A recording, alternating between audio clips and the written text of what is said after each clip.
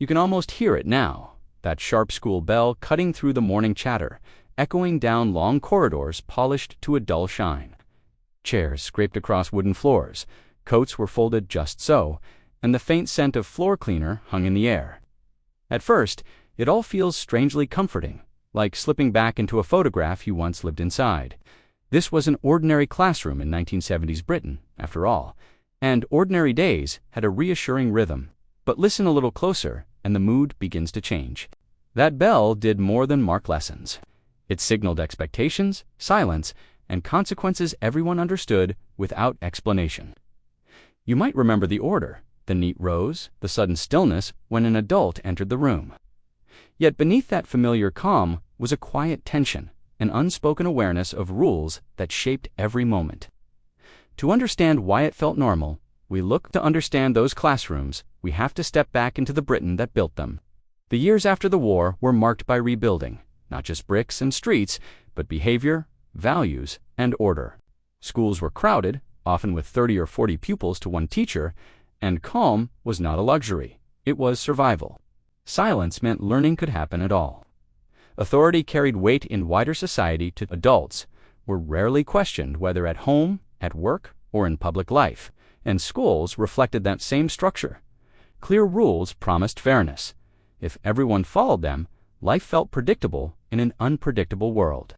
Structure was believed to shape character, preparing children for factories, offices, and routines waiting beyond the school gates. Back then, discipline was seen as care in another form. A firm hand suggested guidance, not harm, and most families accepted it without discussion. After all, parents themselves had grown up the same way. When every child shared similar experiences, there was little reason to doubt them. Today, classrooms sound different.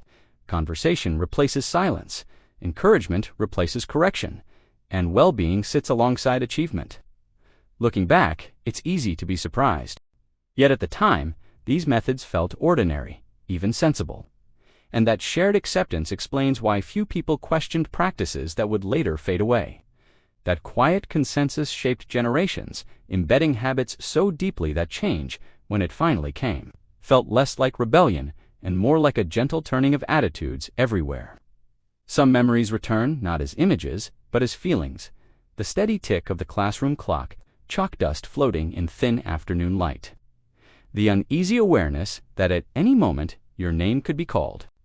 In many 1970s classrooms, consequences were woven quietly into the day, so familiar they barely registered as unusual. For small mistakes, there were lines, pages filled with the same sentence, written carefully and repeatedly, long after the lesson ended. It wasn't the task itself that lingered, but the time it took watching the clock inch forward while others moved on. Today, it sounds extraordinary, yet back then it was simply part of learning how to pay attention.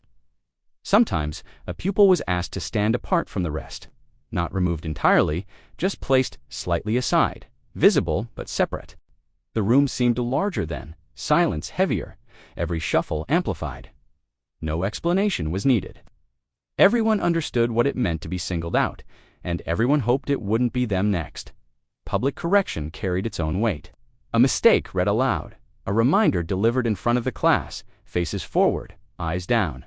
The lesson was rarely just academic. It was about awareness, about knowing your place within the room. Embarrassment wasn't named, but it was felt all the same, settling quietly and staying longer than the words themselves. Break time, that precious pocket of freedom, could disappear too. Unfinished work meant staying behind, watching coats pulled on through the window, listening to distant voices outside. The classroom felt different when emptied of noise, its order suddenly echoing. It taught responsibility, certainly, but also a sharp sense of missing out. Above all, there was silence. A deep, watchful quiet where even whispering felt risky. Chairs faced forward, hands folded, eyes alert. The ticking clock measured more than time, it measured behavior. Today's classrooms hum with conversation and encouragement. But then, quiet was proof everything was under control. Looking back, it's startling how ordinary all this seemed. Things that would cause outrage today were once written into the daily timetable. And because everyone experienced it, few questioned it. These routines shaped how children learned to behave, to endure, and to stay unnoticed. Understanding that atmosphere helps explain not just how schools worked, but how a whole generation learned to move through the world carefully, quietly, and always aware of the rules waiting just beneath the surface. There was comfort in knowing expectations, yet tension in meeting them daily. Many remember carrying that awareness home into homework tables and Sunday evenings, preparing for Monday mornings again. Today, childhood is spoken of in softer language, with space for questions and feelings. Back then, resilience was assumed, not discussed. These classroom moments didn't happen in isolation. They mirrored a wider Britain learning order through routine. As we revisit these memories now, we can feel both pride and unease, recognizing how deeply they shaped us. And it's this mixture of familiarity and surprise that leads us naturally to ask what those classrooms taught was rarely written on the board, yet the lessons stayed for years. Confidence, for many, was shaped through correction rather than praise. You learned quickly that being noticed was risky, so keeping your head down felt safest. Silence became a kind of achievement, mistaken for good behavior, rewarded simply because it kept order. For some, it worked. Many look back and say it did no harm, that it prepared them for working life, for rules and routines, for getting on without fuss. There is truth in that. Resilience was learned early, patience too, and a certain self-reliance that carried people through difficult times. Britain valued stoicism, and schools reflected that national character. Yet, there was another side, spoken about less often. Authority was internalized, not questioned.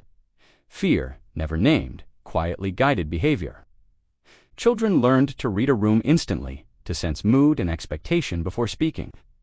Those skills proved useful, but they also taught caution. Curiosity was sometimes softened, confidence carefully rationed. Today, we encourage voices rather than quiet, questions rather than compliance. We talk openly about confidence and emotional safety, words rarely heard in those earlier classrooms. Looking back, it isn't about judging the past, but understanding it honestly. Did those experiences make us tougher or simply quieter? Probably a little of both. What's striking is how deeply these unspoken lessons lingered, shaping how many adults approached bosses, authority, and even parenting later on. And it's often only when watching younger generations learn differently that the contrast truly lands, prompting a quiet realization that something fundamental has changed. For many, the realization doesn't arrive through history books. But in a school corridor years later, standing beside a grandchild, the room feels lighter. Voices are softer, not sharper. Colorful displays cover the walls, celebrating effort as much as achievement. And suddenly, you notice how different it all feels. You watch teachers kneel to a child's level, listening patiently. You hear encouragement where once there was correction. There's structure still, of course, but it carries a different tone. Not tension, but reassurance. And that's when the thought quietly surfaces. How did we ever think it was normal? There's no anger in that moment, only astonishment, a gentle disbelief that what once felt ordinary now seems distant. Many grandparents feel a mix of relief and pride, glad children are met with openness, yet aware of the strength their own generation had to develop early. In those moments, memory softens.